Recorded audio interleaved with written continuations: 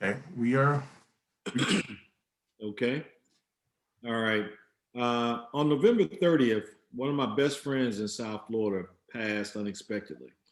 And he was an advisory board member for ICAVA. His name was Larry Thelmus. Larry Thelmus had just spent the Thanksgiving weekend with his family down in Key West. And he and I were actually planning to travel at some point after the first of the year to the island of St. Thomas in the Virgin Islands. There was a restaurant there that he was being offered that he was considering buying. And he had a company here called Florida Clear Energy. And they were, and they are, if you will, electrical supply providers, bulbs and fixtures and so on and so forth. And he had just landed a 7-figure contract that was good over 3 years with the Broward County Convention Center project. Family was doing well, life was good. I get a call on November 30th, and I'm on a Zoom, and I see Larry's calling me. I click, to send a message that I'm on a meeting, and I call you back. I call back, his wife answers the phone, and so that was the first strange thing. And then the next thing I know, she's telling me that Larry has passed. Mhm. And I mean, me even talking about it right now, I can still feel that ton of bricks falling on top of my head.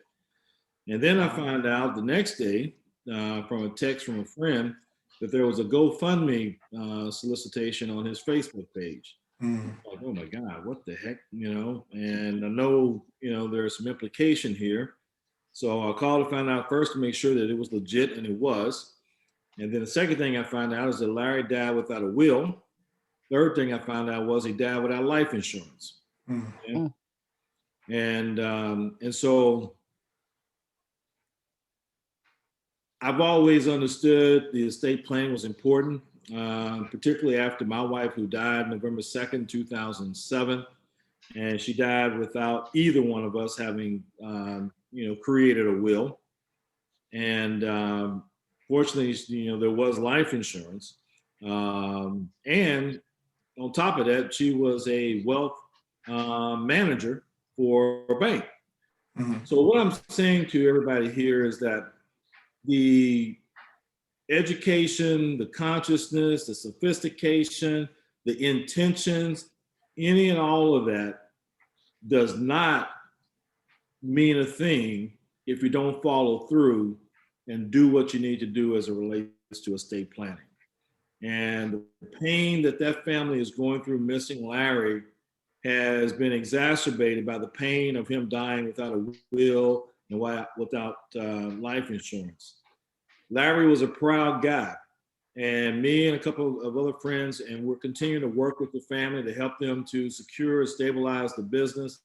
And I think that we're actually going to work things out. We had a great meeting yesterday, and we're following up with that this evening. That's the reason why I'm having to jump off. So, but again, the pain of losing him should not be exacerbated by the fact that he didn't have the life insurance and he didn't have the will. The pain of losing a spouse or a loved one should be lessened by the fact that you have planned and that at least their financial affairs are going to be in order. So, guys, I implore you, don't think that, there's always tomorrow, because tomorrow is not promised. Don't think that you're going to get around to it and you're planning for it if you haven't done it. That's what we call good intentions, bad execution. So I'm not trying to be Debbie Downer or, anything like that. And, I'm just saying to you guys, what's being talked about here today is critically important. And not only listen to what they're saying for your own family, but share this. Matter of fact, Larry's wife has a financial planner who's a member of ACABA, who's also on our ACABA advisory board.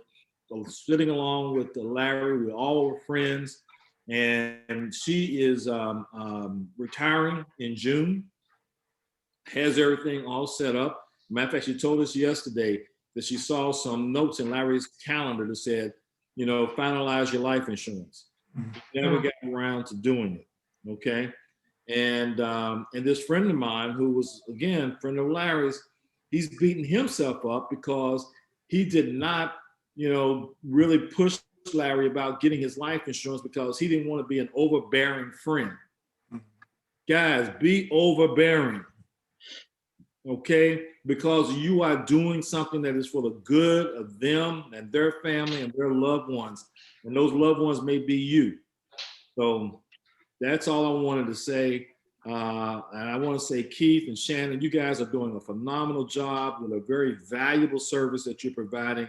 And I just pray to God that more and more people, and we're going to do everything that we can to get the word out, you know, because we as a people, you know, have probably less, if you will, to leave. So it's even that much more critical that we have life insurance. And God, man, you can get $100,000 of life insurance so cheap these days.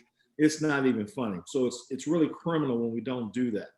So again, let this be, if you will, all that I'm trying to do, a lesson as to what can happen. It's possible. Don't think that you can be the one that doesn't do this, because it can happen to you if you don't act and do the things from a estate planning standpoint that you need to do. Take advantage of this. Talk to your friends, your brothers, your sisters, your moms, and everything. Make sure they've got their affairs in order. You're not bugging them. You are saving them. You are saving your family. Okay? So, all right, that's it. I'm sorry. Didn't mean to get on the soapbox, but this is a very emotional time for me as it relates to this issue. And I just really need to be able to share that and hopefully share or to spare someone the grief that I know this family is going through right now.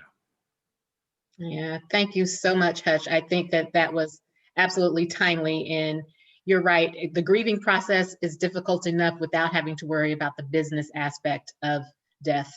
And so this is exactly why we use platforms like ICABA. And thank you for providing such fantastic platform for this to educate people, because we all know that we do better when we know better. And the only way that we can know better is the educational aspect of it. And so I appreciate your being candid with us and open. I know those wounds are still open, but you are absolutely right. There is no time like the present to have that family meeting, to have that discussion, and sparing somebody the grief added to the grief on top of the grief is all that we aim to do. You lose somebody and you're trying to figure out how you're going to bury them. Oh my God. You talk about adding pain and pouring more pain on top of pain. It's just crazy. Right. You just said something, and you say it all the time, Shannon. I love it. You know, we know better, we do better. And I'm going to leave you on this. I'm not going to say any more. But knowing is not enough, we must do. Willing is not enough. No, knowing is not enough, we must apply. Willing is not enough, we must do. So that's on top of what you said. I mean, you know better, we can do better, but we got to do it. You know, we can't just talk about it. We got to do it. Right. Right. Thank you, guys. So again, I apologize for interrupting the flow. You didn't interrupt. You started us off the way we needed to be started, with the right frame of mind. So that's right. Okay. Well, I got to call Terry's wife, and we got to talk about some of the things that we talked about with the lawyer today. And blessings to everybody, and right. Look forward to talking to you soon. All right. Thanks a lot, Hutch. All right. Take care. All right. Started. So I think we have, is everybody on the call familiar with ICABA? No, I don't think so. Okay. No. Yeah, they may not be. Okay, so ICABA stands for International Career and Business Alliance. It is a worldwide organization comprised mostly of people of color who are interested in collaborating through networking and making better futures for ourselves, both personally and professionally. Jerome Hutchinson is the brainchild of ICABA. He came up with the idea. He executes it fantastically and has a wonderful team of people surrounding him, helping with all of those fantastic efforts. So I can't speak highly enough of ICABA. I'm a charter member of the Atlanta chapter, and it has been a phenomenal resource. Not only the webinars that we do, this being only one of many, but there's also a fantastic platform online, ICABA World Community, where you can go and you can research and find out information about various aspects, professionally and personally. Keith and I do these workshops under the estate planning section of ICABA World.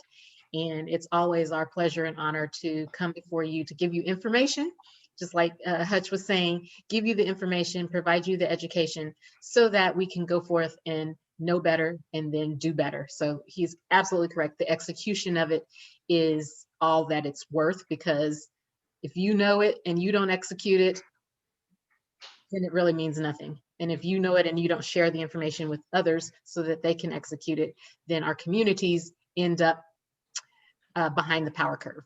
And we're trying to create legacies rather than leave continual messes. So this is the second in our series of that family meeting. The first one was about pre-death planning and what happens at that family meeting. And I don't know, I closed my window, so I'm not sure how many of you all are on here, but we have 6 right now. okay. So having that family meeting is critical. And I just want to start off by reiterating the fact that it's not just one meeting. It is a series of conversations that, if you look at this picture here, they have young people through seasoned people, and it can never be too early to start the conversation. You know, the conversation changes with time, changes with family dynamics, changes with understanding level. You know, an 8-year-old and an 80-year-old have completely different levels of understanding, but both of them need the information. And later on in this, I'm going to tell you a personal story about that 8-year-old that needs the information just like the 80-year-old. So without further ado, we're going to kick it off, because we try our best to end promptly at 8 o'clock so as not to take up too much of your valued time.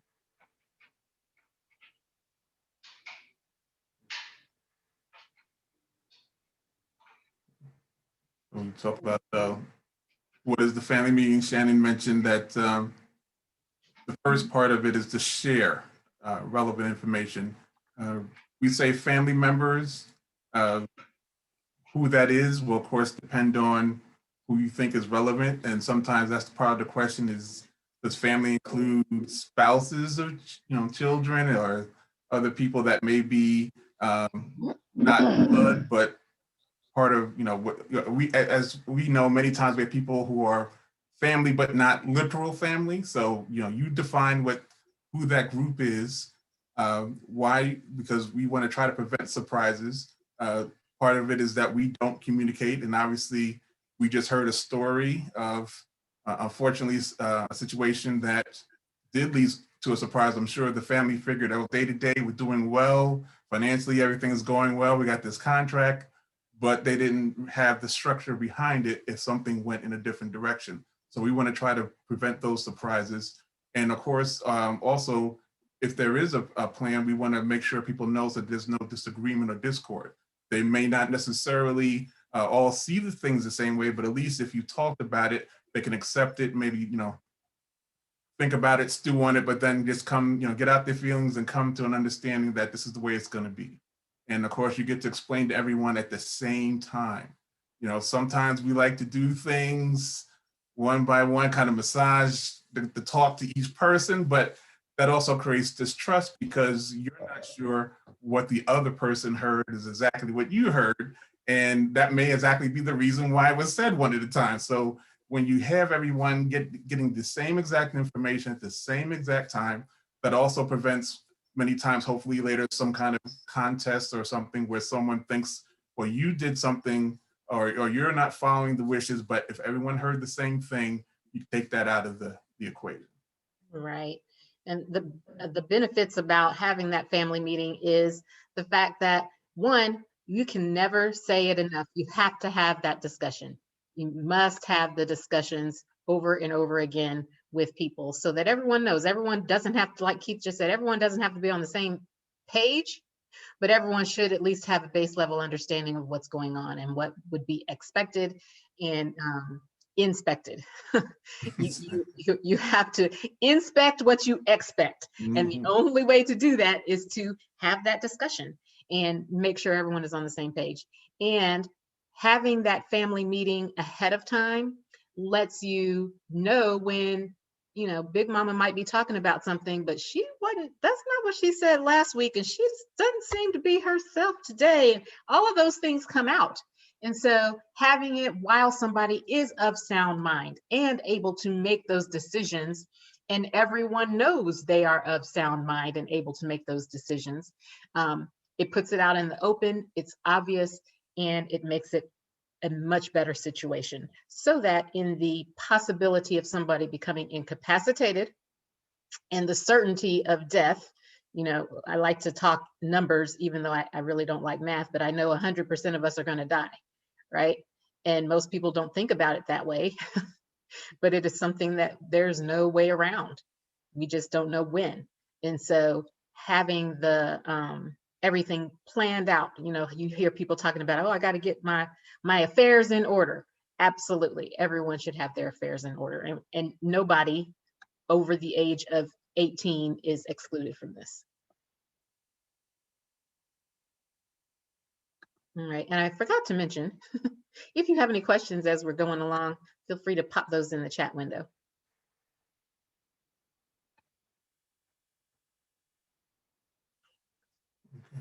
So we kind of would talk about how to organize this, and we said we're going to kind of start in a category. So the first category is intestacy. If you've heard that term, that means you do not have a will in place. So when you hear all these media reports that, you know, the celebrity didn't die without a will and such, that means that they were intestate. They did not have a last will and testament. Then the next thing is, as lawyers, many times we have a plan that is what we call will-based. So the will is the main vehicle for distributing property. And then the other option is trust-based. So if people here may have heard of many times, particularly of a revocable living trust, where something you establish while you're alive, that will often be marketed to avoid probate. So many times people kind of distinguish between having a will-based plan where you have to go to court versus a trust-based plan where you don't have to go to court. So the first two, intestacy and will-based, will definitely require you to go to court. That's what probate court is actually for, if you heard the term probate court. And then trust-based plan, you will still need a will. So we'll point that out. You will still need a will, but many of the assets may already be in the trust. So what actually passes through the court may not actually be that much if you have taken the steps while you're alive to fund it.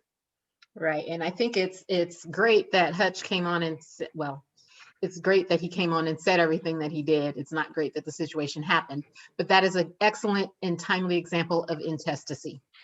And so we're going to start with intestacy. You all just heard when Hutch was talking about somebody who passed away without a will. I'm going to bring it closer and talk about Chadwick Boseman, because we're all familiar with him, and he passed away, what, a month or two ago, 2 months ago maybe, and he did not have a last will and testament. And so various state laws indicate what happens when a person passes away intestate, but overarching, all states have a plan in place, state's plan for you to die without a will.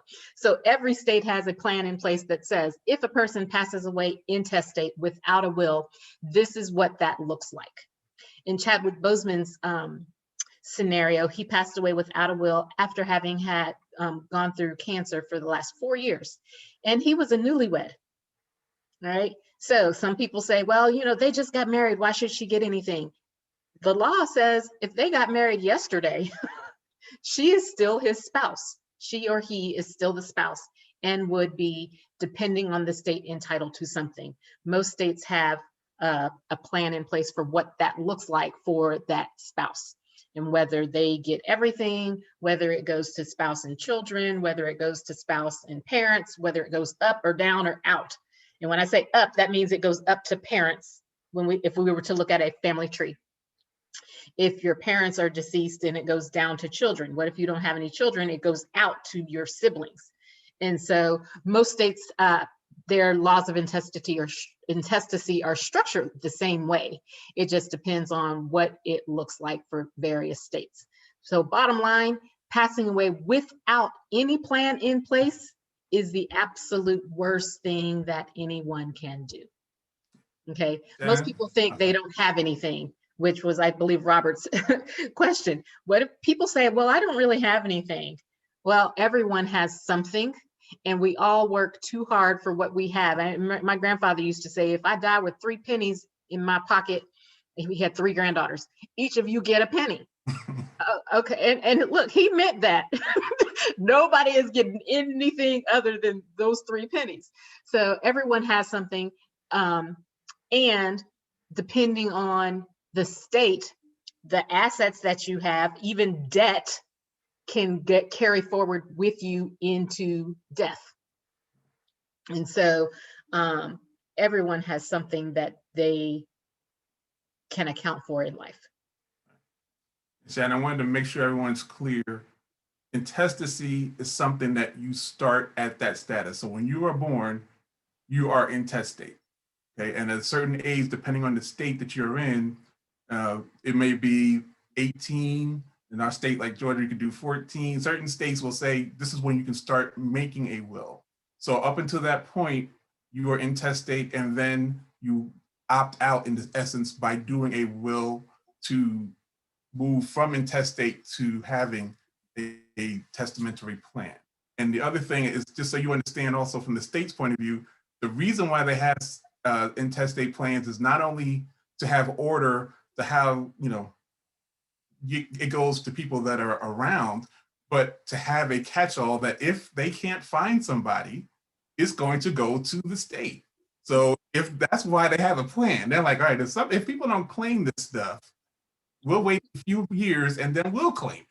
So you definitely don't want to be intestate, because the state's plan is that if they can't find someone for your stuff, it'll make sure that the state of insert state will get it. Mm-hmm. And they're happy to open a probate action on an intestate estate. Think about, we can name celebrities all evening. All right, Chadwick Boseman, we'll start there. Then I'll go backwards to Aretha Franklin. Before her 8-hour funeral was over, the state of Michigan already had that probate action open. Prince, no will, died intestate. Michael Jackson, originally they thought he died intestate. Later on, they did find a will. But at that point, they had already started probating his estate and named administrators. Martin Luther King Jr., no will, died intestate. So yeah, Keith is absolutely right. That's why it says on here choices.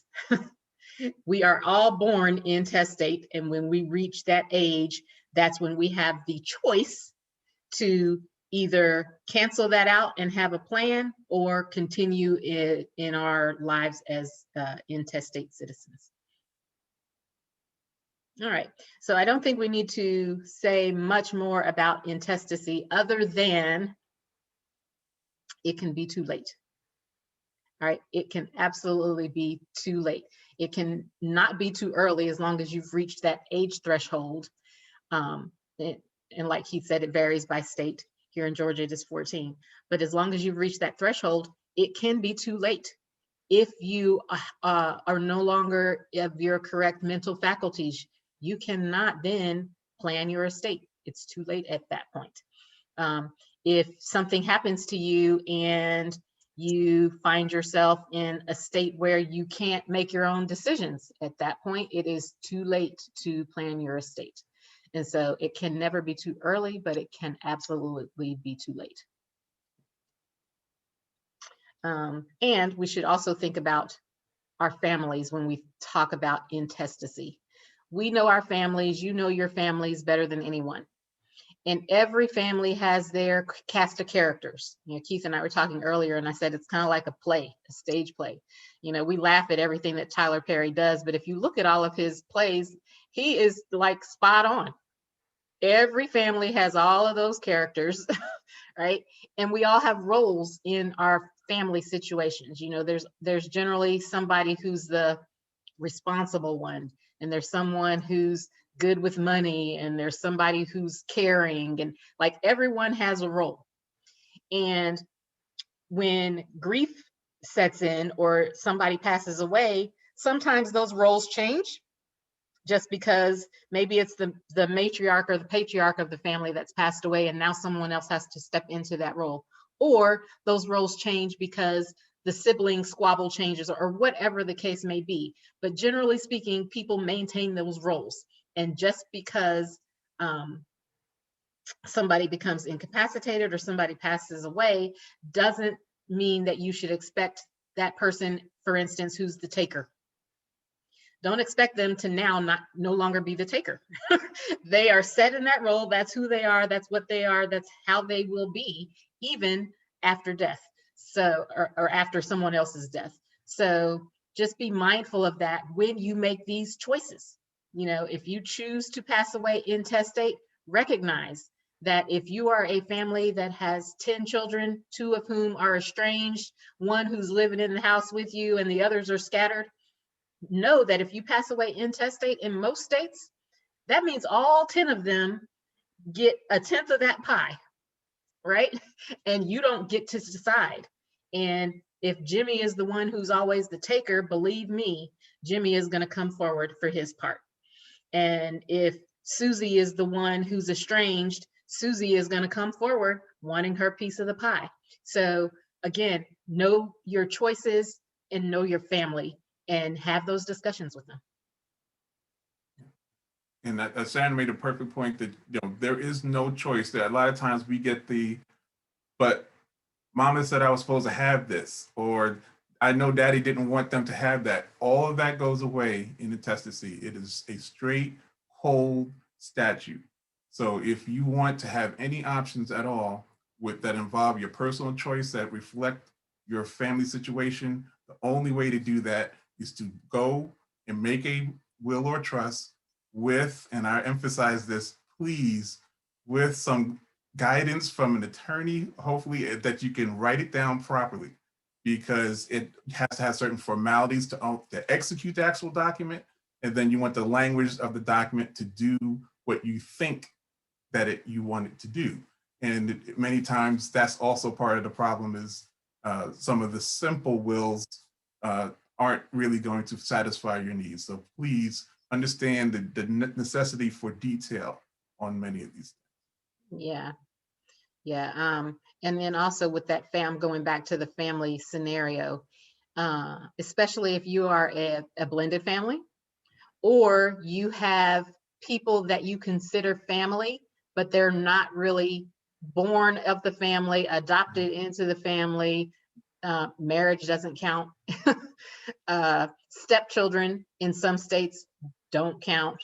So if you want to account for those people who would not otherwise, what we say, take under, if you had a will in place, if they wouldn't otherwise take from the estate or be entitled to a portion of it, and you want to account for them, you must have a plan in place for that. All right, let's see here. So which documents do you discuss when you're having that family meeting? And again, it's not just one meeting. It can be one meeting every year. It can be one a week. It can be, you know, one here. It could be one at the family reunion. It could be one, you know, after whoever passed away, whatever it looks like for your family. It is not just one meeting. It should not be, because estate planning is not a one and done thing. You can alter things, you can adjust things, and you should, as age, space, time changes, faith, family, fun, fitness, as all those things change, those are excellent opportunities to revisit your estate plan. And in so doing, have that next meeting, have that next series of meetings, or whatever that looks like. But what should you discuss in that meeting? There are basic documents that facilitate the plan. All right, we've all heard somebody say, well, this is what I want. Okay, the attorney in me always says, make sure you have it in writing, and make sure you have it in writing in the proper document. Otherwise, it carries no weight. So, and it has no legal effect, no legal force. So what documents should be discussed? And some of these we will be talking about in upcoming webinars. But the first one, we have already had a webinar on that one. Feel free to go to ICABA World Community and review the video on that. But that was on Advanced Directive for Healthcare.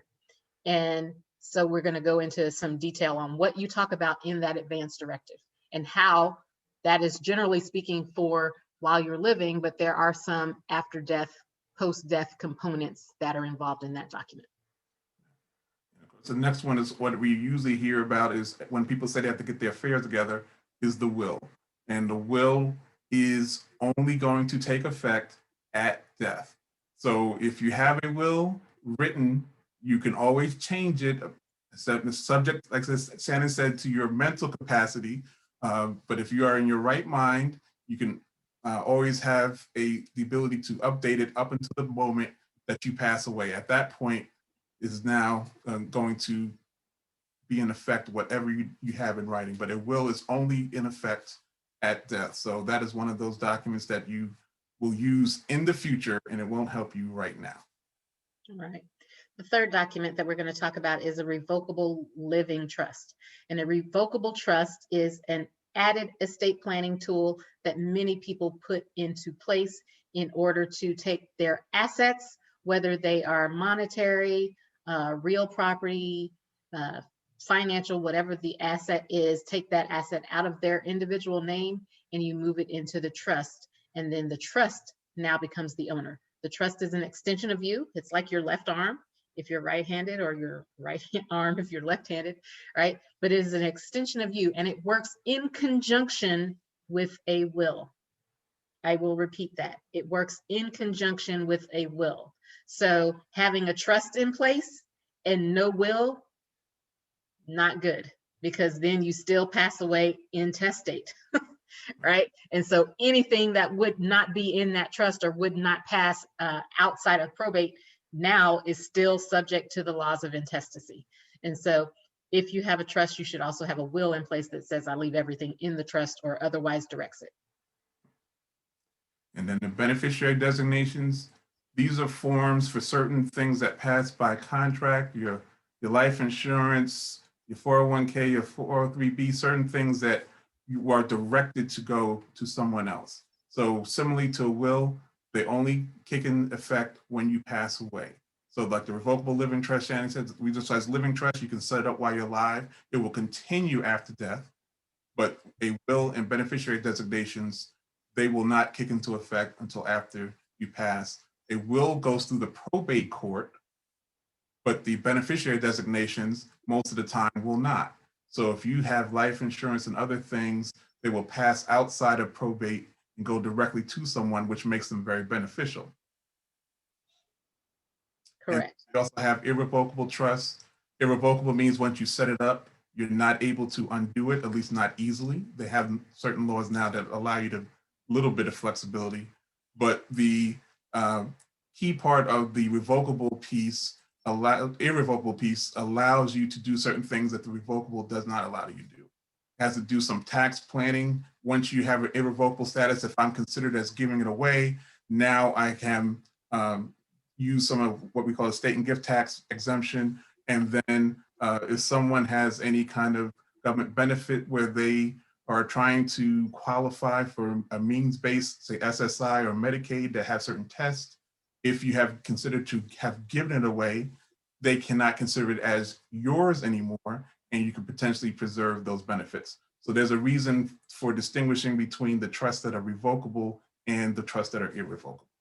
Right. And the tax planning is key on this because an irrevocable trust gets its own EIN number. It's a standalone entity, whereas a revocable trust is still connected to you. And so any of those assets that are in the revocable trust are still countable for government benefit purposes as well as for tax planning. Let's talk about an advance directive for healthcare and that HIPAA consent form. Essentially, these are part of your living estate plan. So this is for while you're still living. The advance directive for healthcare indicates what your medical wishes would be if you're unable to speak for yourself. But that document has within it a portion that transcends and follows with you into death for a period of time. And so there are certain things that you discuss in the advance directive or on the HIPAA form that have to be in place for the after death or afterlife period. The first part of that is whether you want to be buried or cremated. I have heard recently stories of somebody that said, well, so-and-so passed away and she always told me she wanted to be cremated, but now she told somebody else that she wants to be buried. And now the family is fighting over whether to bury this person or cremate somebody. It's kind of like Hutch was saying, sometimes somebody passes away and you have to deal with the grief of trying to figure out what to do, how to pay for it partially, and what would the decision have been. So this document allows you to set that up ahead of time so that the family can simply grieve. They know this person wanted to be buried. This is where they want to be buried. This is how they want to be paid for. Like, all of that is in the document. Or this person wants to be cremated. This is where they want those ashes spread, or this is who they want those ashes to go to, or they want to have the ashes now interred at a cemetery. Whatever the wishes would be, this is the portion of your estate plan through your advance directive where you are allowed to say, this is what my wishes would be. So that, again, your family, your loved ones, the people that you leave behind don't have any questions. And there's no surprises after the fact when they go back and look and say, oh, this says that they want to be buried. And for Georgia, we want to make sure that you understand, we don't know, I know some people here aren't from Georgia. This document, the Advance Directive for Healthcare in other states, it might be multiple forms. We have a living will and then a separate healthcare proxy and other things that decide. We have one consolidated form in our form in Georgia. You can say where you want your body to go. If someone agent has the ability to make a donation to a medical program or a medical school, or you donate your organs. Sometimes it's a question, well, if I have my organ, donation marked on my driver's license, does that conflict with that? So no, this form is just saying the agent has the ability to donate if you give them the ability to do that.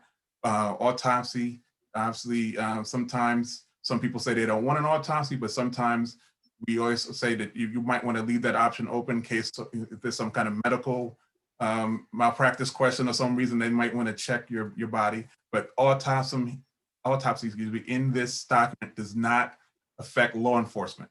If they want to do an autopsy, they will not worry about whether you prohibited it in your advance directive. And then, of course, access to your medical records, that's a HIPAA piece. Of course, there's a lot of protection around sensitive information from medical records, but you, as part of your consent form, can tell the world that I give these people access to my medical records, and you can say for a certain period of time after death. So the question is not, okay, just while you're alive, can they still go to the doctor and still get old records? And usually I'll do at least 2 years or something, because you just never know what's gonna come up. But the key thing I want to make sure people understand, especially with the burial cremation that Shannon mentioned, that people will fight over that. I've seen places in books where they have people or this will software, and they'll have that designation of what you want with your body in a will. Do not put that in a will, because people, especially if they're grieving, they're not looking at that will until after they do whatever they do with your body. So if you said, I want to be cremated, and they don't look at your will until after they buried you, all of a sudden, oh, he wanted to be cremated. So you don't want to put that kind of information in the will. You want to have it in the advance directive where someone will see it before. Yeah. Yeah. And I just want to bring this back around to the fact that we're talking about having those family conversations or that family discussion. So all of these things are things that we, as the people putting these in place for ourselves, should discuss with our family, with our loved ones, with our business partners, with whoever needs to know the information. Where do you house these documents? Wherever you're comfortable with housing them, and wherever somebody who would need them can get to them. Okay, I've heard stories of people putting them in the safe and locking the safe, and nobody knows the combination. Well, then it's done no good, right? I've also gotten calls from somebody at the hospital. Oh, I left my documents at home. Can you email them to me? Well, I just happen to be one of those attorneys that will save a digital copy for people. But if that's not the case, then you need to plan accordingly. I had a family member who always said, if anything ever happens to me, look between the 2 towels on the top shelf. Okay, as a little girl, I heard her saying that from the time I was a little girl. Don't use the towels on the top shelf. Well, I couldn't reach them at that time. But later in life, after she passed away and we're going through things and we look, all of those important documents and diamonds were in between those towels in the top shelf. Well, she had inadvertently had that discussion over and over and over again about the stuff is on the top shelf of the linen closet. All right. Was it a formal family discussion, family meeting? No. But was the discussion had? Absolutely. And just so we talk about that burial cremation issue where someone was fighting, that's probably why you want to have that family meeting, because if you pick someone who's on your as your agent and you say, I want to be, say buried, and then like, I'm not going to follow that. I think you should be cremated. That might be the opportunity for you to hear that and change your plan. So that's another part of the family meeting benefit, is you get to get some feedback of whether, people will follow what you intend to do. If you get a sense that they're not going to follow, they're going to challenge, that gives you a heads up on that maybe you need to, go in a different direction. Right. Right. And it also adds the level of talking about it financially. A lot of times people say, I want to be buried. I want the best casket there is out there and blah, blah, blah. That you talk about people having wine bottle taste and beer bottle budget, right? That transcends into death. If you have planned in your head or in writing for a wine bottle or champagne bottle funeral, but all you leave for your family is a beer bottle budget or less, GoFundMe, then your wishes are not going to be followed through, especially one, if it's not in writing, and two, you haven't discussed it with the correct people that surround you.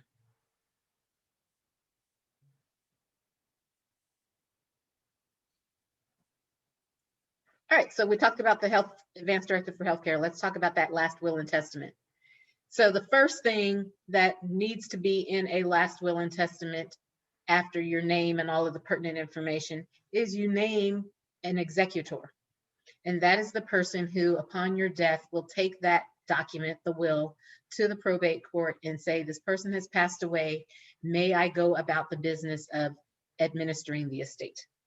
Right, you must be very careful and prudent about who you choose as that executor, because they are going to be responsible for dividing the assets and distributing the assets the way you have spelled them out in the will. And the second piece here, this is absolutely critical to remember. We talked about doing a will-based plan or a trust-based plan. This item here with appointing guardians for minor children can only be done in a will. So you can have millions of dollars in that trust, but if you have minor children, you still need a will, even if everything was fully funded and you don't need to actually move any money, because a will is the only place that you can appoint guardians for your minor children.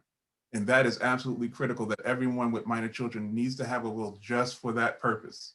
And then, of course, that starts that discussion of not only who are you going to appoint, but like Shannon said, you got to talk about money, because if I say, I want you to be guardian of my children, then I might want to coordinate my estate plan to make sure you have extra funds, because regardless of how benevolent I am, if you give me 2 or 3 kids, I really would like if you gave me an extra $500,000, $1 million to help take care of them, because you're going to break me by giving me these children without giving me corresponding money. So that's a very important thing to think of, not only who's going to watch them, but making sure they have the ability to take care of those children. Yeah, and Keith just brought up something that we were not going to talk about, but it just popped into my head when you just said that. This is also the time to talk about life insurance, especially if you have minor children in place, because especially if you have a child support obligation on you. Child support obligation does not die with you.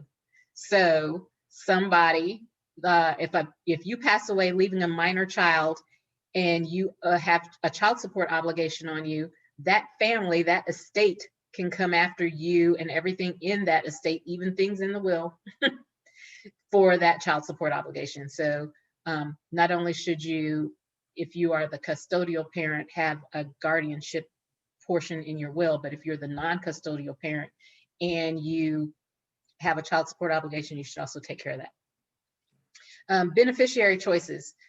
who gets what. That's what goes in your will. You know, if you want your cousin Sarah to have the china, and you want so and so to have the sneaker collection, and you want so and so to have the piano and whatever, that's the document that you use to include that. If you have a purely will-based plan, if you have a trust-based plan, you can put most of these things in the trust. So making sure your choices are known goes in the will. Who gets what, and what all you have goes in there. Remember, a will is a public document. Anyone can see that upon it being filed with the probate court. And in most states, it is a requirement for it to be in writing.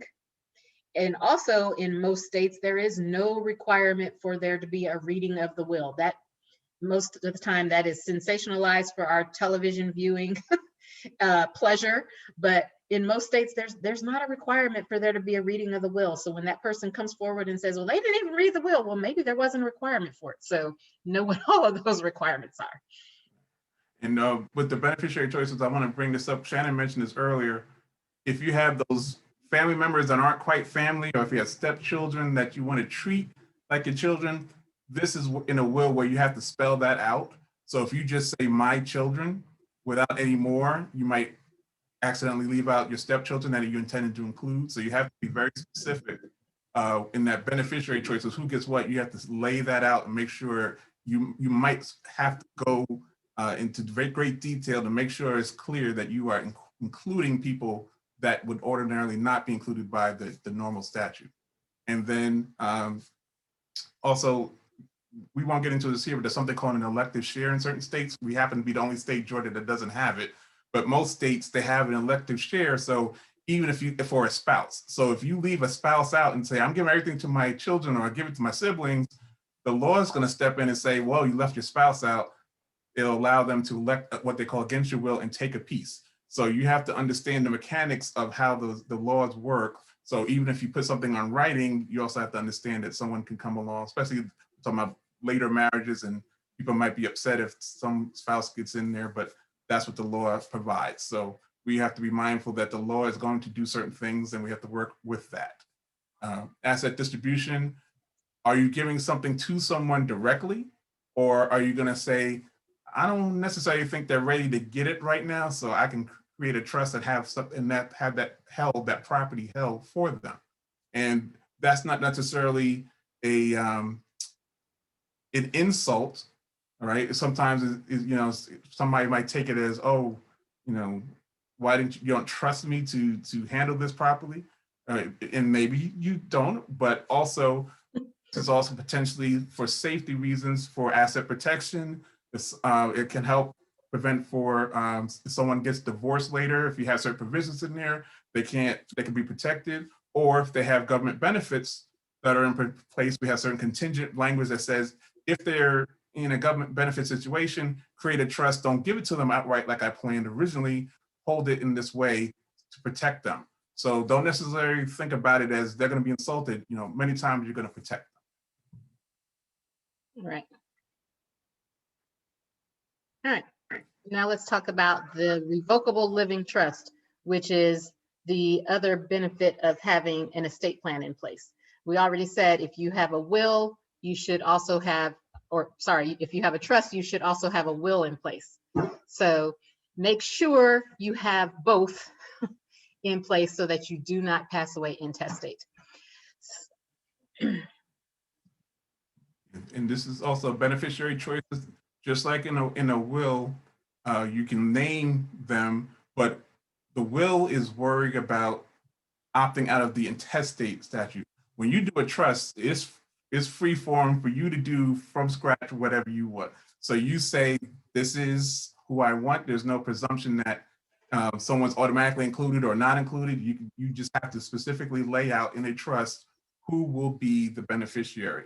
And also, if you don't, usually you have kind of default language to my heirs or something that will kind of follow a general statute, but you have to be very specific with trust, similarly to a will, who will get what, in the same kind of asset distribution. It's already in a trust, which is already being protected, but if you give it to them outright, many times they'll lose that asset protection. So you have to make that decision. do I keep it in this protected format, or do I make a decision that they are now ready to get it? But if you do that, like again, if they get a divorce, if they have a lawsuit or something like that, you expose that for asset protection purposes or government benefit purposes. So there are a lot of considerations in this, not only just the scale of the amount of funds, but really looking at the person's situation that you're giving it to. So whether it's 50,000 or 50 million, you have to examine what is the right situation to give someone money outright. Right. And you also need to take into consideration the various laws of your state, because some states are considered community property states. And does that community property extend to the trust or not, if it is an individual trust? So all of those things have to be taken into consideration, which also leads me to the point that Keith mentioned earlier about don't try to do this yourself. You know, have a professional do it, and make sure it is somebody who is well versed in the planning aspect, in the trust aspect, in the tax aspect of all of it. And I saw a comment of Robert put in there, Florida, 25% of all assets must go to the spouse. And that will vary by state. Like I said, Georgia, we don't have that. We have something called year support where they can kind of do a separate action, potentially get something. I'm a member of Georgia and North Carolina bars. North Carolina has a sliding scale. So if you're married a short number of years, you might get 3% or 5%. All the way up to 15 years, you get 50%. So you have to know the rules of that state. And they also have an elective share statute that is what they call an expanded estate. So we're talking now about the will being part of probate and the revocable trust not being part of probate. But in certain states, the elective share includes the revocable trust, and includes, in North Carolina, insurance, includes all these other things because they're trying to protect the spouse. So you have to know all the rules, because you're thinking this is what I'm leaving, but you're really leaving, a larger piece because the law is going to pull some things in. So it is very important to have that professional advice, particularly if you move states, because I don't know, especially we haven't really talked about this, but people might plan to move at some point, right? I'm in Georgia now, but in the future I might want to go someplace tropical, and then we go down to South Florida. Well, that's different laws. So if I write my plan in Georgia, or we talk in Georgia and have that family meeting when I'm in Georgia, I might need to have it again when I'm in Florida and re-examine. Right. Yeah, I want to bring up a story, a case I had where it kind of combined all of these things, where my client and her spouse were in the middle of a divorce. Spouse had no will, but he had a trust. Spouse did a quick Google search and realized that she was his spouse, and his quick Google search told him that he didn't need to have a will because he had the trust. And then he wrote her a suicide note saying, I did a Google search. I know that you'll be okay because I have this trust in place and everything is in the trust. And her name was on nothing, like nothing. Everything he owned was in, or they owned was in his name. And then he committed suicide. So she was left in the middle of a divorce, which raises other issues for estate planning, right? With no will, which raised a whole other issues, and a revocable trust that was housing assets that she couldn't get to because they were all in his name. He hadn't properly funded the trust. Like everything was a mess. So, and they had minor children. And so she thought, he thought that she was going to be entitled to something just because she was a spouse. And, she, like we've said, no, you can disinherit your spouse in Georgia. You can't anywhere else, but the only way you can do that is to have it in place. So the revocable trust, the main part about the revocable is you can edit it, change it, move things, change how things are distributed. You can do all of that while you're living, right? A revocable trust becomes irrevocable upon your death because you are the only one who has the power to make those revocations. Also irrevocable potentially upon your incapacity, because some of the documents say if usually make yourself the trustee first when you're setting up a revocable trust, and you'll have provisions that has say if I'm found to be incompetent, and usually maybe it might be a physician statement or some people agreeing, they can remove you from that role. So if they remove you, now that many times that might be locked in, where they can't make any changes to it. So it could either incapacity also or death. So Shannon's right, just have these talks, because if something happens, and I do a lot of work with brain injury cases which happen at any point in time, someone has a stroke, someone has some kind of traumatic brain injury, it can happen at any point. So don't think you're going to see it coming. Right. And a trust kind of, I'm sure people have the misconception that you have to have, you have to be wealthy to have a trust in place. And that could not be further from the truth. Anyone that has a business owner, anyone that's a minor child, anyone that has real property should probably have the will and the trust. People that have more simple estates may not need a trust, but it could not be further from the truth that only trusts are only for the rich and famous. And many times we'll go into this next session, beneficiary designations. These are the things that pass outside of probate, pass directly to life insurance. We put in here group policies and personal. Group meaning you have it many times through your job, you have an employer that offers that benefit where you can sign up as part of your group. That life insurance policy is just like any other. If you pass away, it'll pay out. It has a difference often that if you leave, your policy might not go with you. So that's also part of your planning, is you have to kind of know whether you're talking about a personal policy that is yours, that you can have with you for life as long as you keep the premiums paid, which is another issue. All right, so that you have all those discussions, because you don't want a policy to lapse because people didn't know a policy existed and people didn't communicate. So 401ks, 403bs, while you're still employed, you're building those up. Maybe there's an employer match or something. But if you are separated, you leave that job, you have to take the funds out and put it into your IRA. What's the difference? The 401k or 403b, no, 403b is not ERISA, but a 401k is ERISA. ERISA says your spouse needs to be your primary. Sometimes they have certain rules. You might be able to wait a year or something like that, but it could affect your estate planning, especially if you do a later marriage. You're married, get divorced, now you put your children as your beneficiaries. Then you get a second marriage, that second spouse jumps in an ERISA plan to that first spot. So you have to be aware of that. They need to disclaim or something else. So you need to have these discussions, especially in blended families, about how things are working. And then pension plans, some of those pension plans end, depending on what you elect, the moment you die, those funds end. Some of them, you keep going to survivorship to your spouse or someone you name after you pass. You need to have those discussions in the family meeting so people understand that. If you have funds that you wanted a little bit more payment, but it stops at your death, the other people need to know that, because if they think there's money coming in, it's not, that's a nasty surprise. But all these together can be paid to someone directly, or if we talk about a trust, people think, well, I'm not wealthy.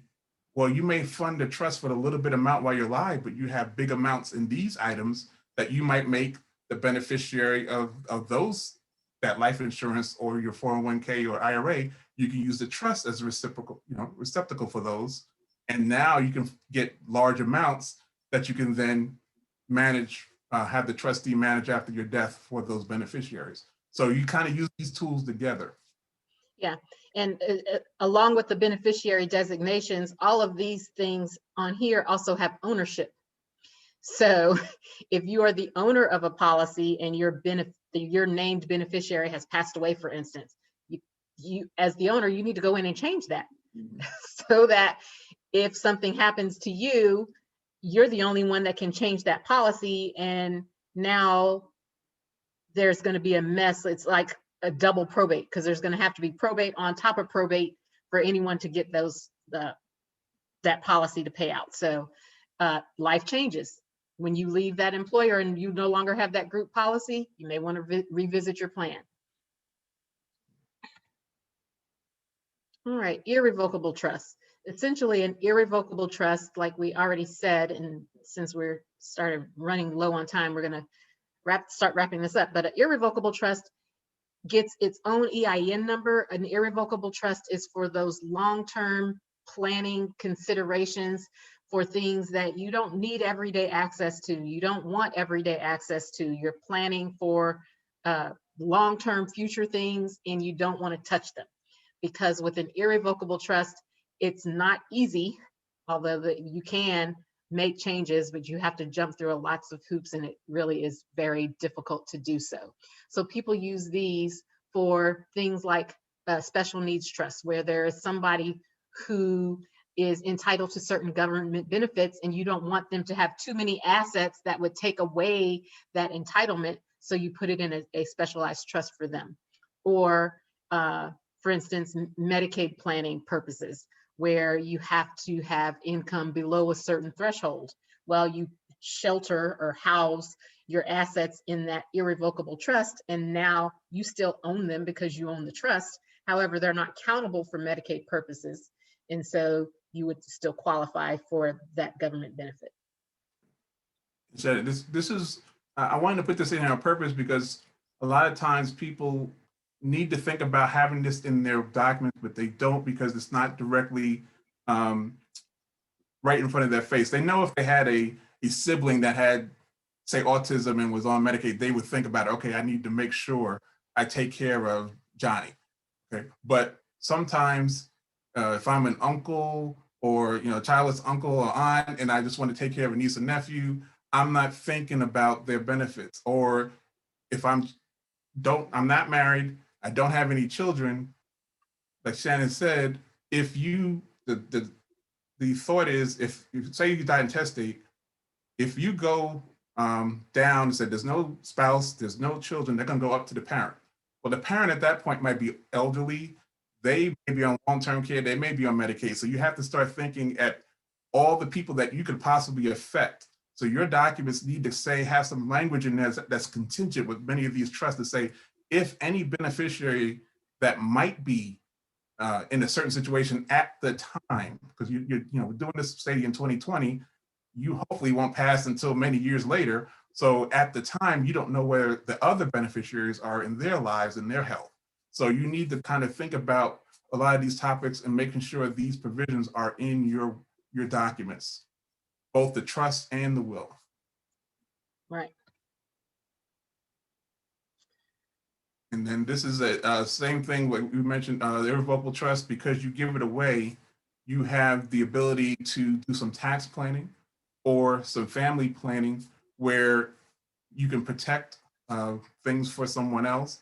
In a blended family situation particularly, I may be in a second marriage where I feel the obligation to take care of my spouse, but ultimately I always use the Brady Bunch.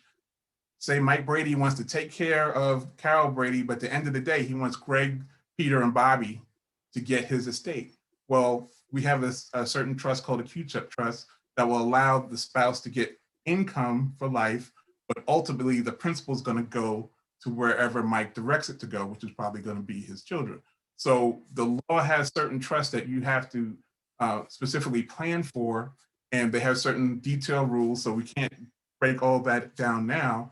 But if that is the case where you want to control the disposition, you might use a Q-tip.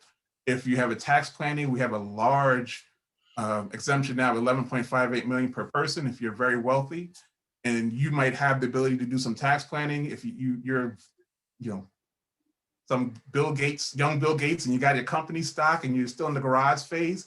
Hey, put that 10 million of stock while it's still in startup phase in this trust.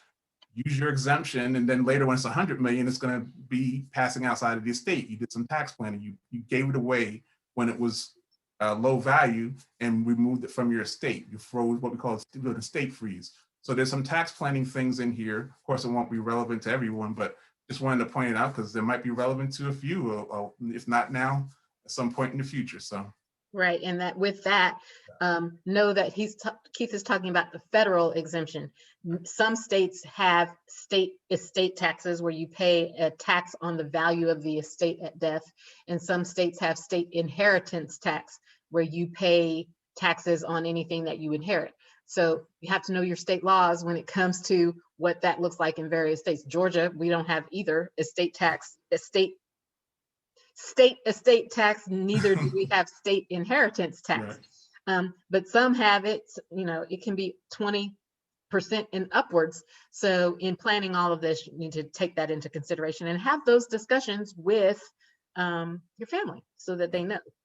Added considerations that everyone should take into account when planning and when having these discussions. Real property comes with a deed. And some states allow you to transfer that property through a will, through a certain type of deed. Others do not.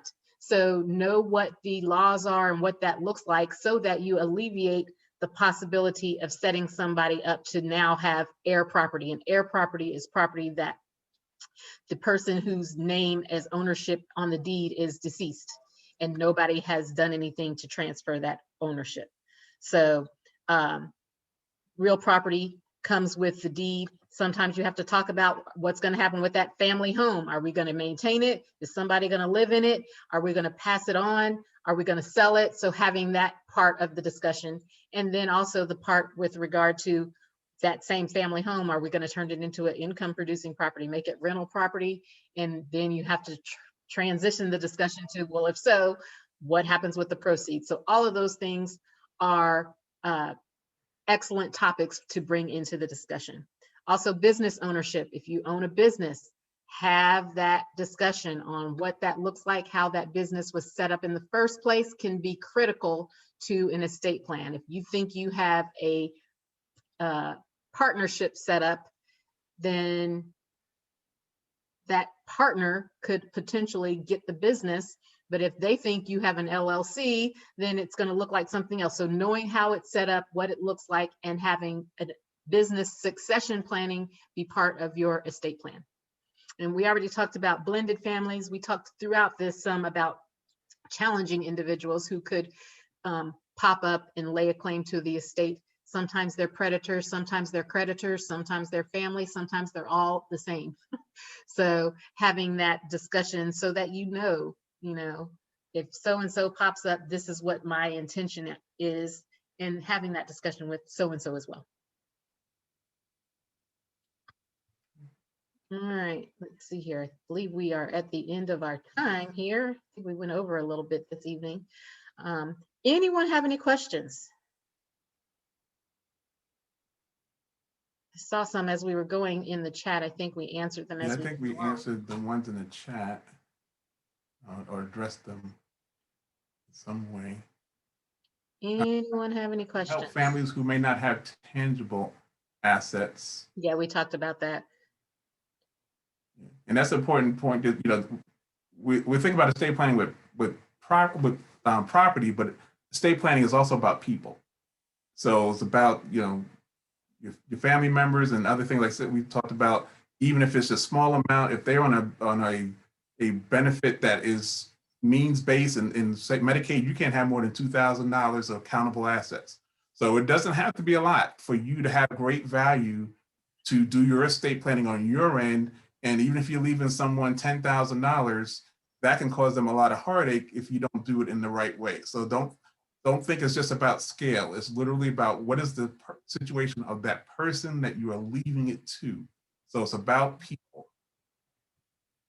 Right, absolutely. So that you can set them up to be able to grieve without having to worry about the business of death and what all comes with that when you haven't set them up for success after death. So if anyone has any conversations or other questions, feel free to reach out to Keith or myself. Our information is there in the window. And this session has been recorded, so you will be able to have the benefit of reviewing any of the information.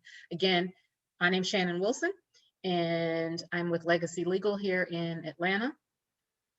And I'm Keith Miles in the law office of Keith Miles in Atlanta and Gwinnett County in Duluth. All right. Thank you all for joining us this evening, and you all have a happy holiday. Join us next month when we continue the discussions. Next month is January, and we are going to be talking about wills. So we started by talking about health directives, then we had powers of attorney, we had family meeting 1, family meeting 2, and in January, the third Tuesday of the month, third Tuesday of each month, we are going to talk about wills and the importance of of wills will give you a more specific look at what all is involved in wills. And it just popped in my head, so forgive me. We listed the documents that you should talk about. We purposely did not mention power of attorneys because they end at death. Right. The process that we're talking about with going to court and doing the will, you're going to do a petition to get letters. And those letters are basically your after death power of attorney.